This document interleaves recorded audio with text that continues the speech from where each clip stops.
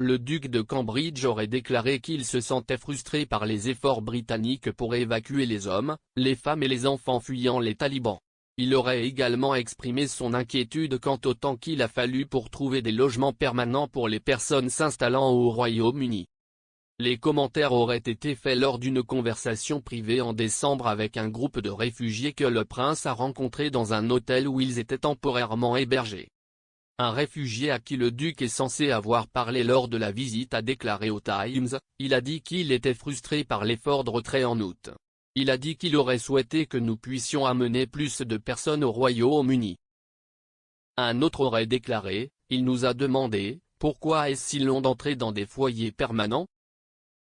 Le palais de Kensington a refusé de commenter le rapport. On pense que jusqu'à 12 000 réfugiés sont toujours hébergés dans des logements temporaires à travers le Royaume-Uni, dont 4 000 seraient des enfants. Le ministre de l'Intérieur, Priti Patel, fait face à une pression croissante pour remédier au retard dans leur recherche de logements permanents. Cependant, Victoria Atkins, la ministre de la réinstallation afghane, a suggéré ce week-end que certains conseils n'avaient pas fait assez.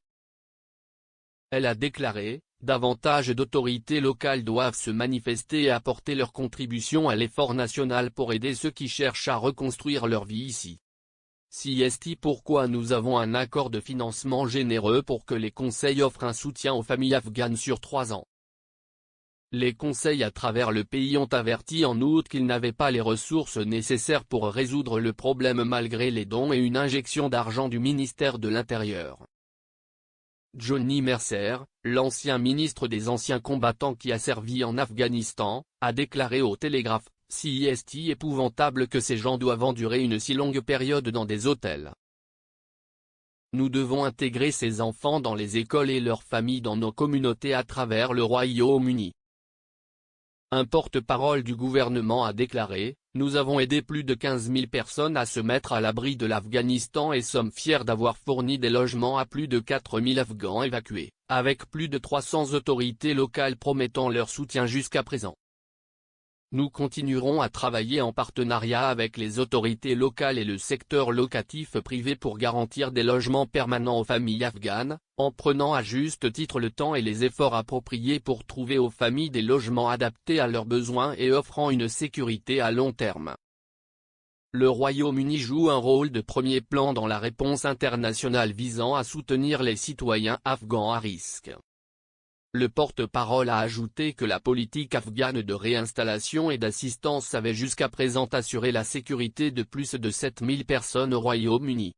Un programme de réinstallation des citoyens afghans s'ouvre bientôt, donnant à 20 000 personnes à risque une nouvelle vie au Royaume-Uni.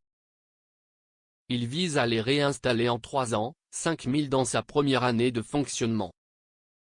En 2020, les pays comptant le plus de réfugiés et de demandeurs d'asile afghans étaient le Pakistan, 1 448 100, l'Iran, 780 000, et l'Allemagne, 181 097, selon le Haut-Commissariat des Nations Unies pour les réfugiés.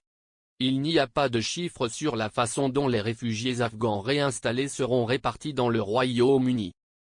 Cependant, un programme d'aide aux réfugiés qui ont fui le conflit en Syrie a vu plus de 3 000 s'installer en Écosse, plus de 2 000 dans le Yorkshire et le Humber et 2 000 dans le sud-est de l'Angleterre, selon l'Observatoire des migrations de l'Université d'Oxford.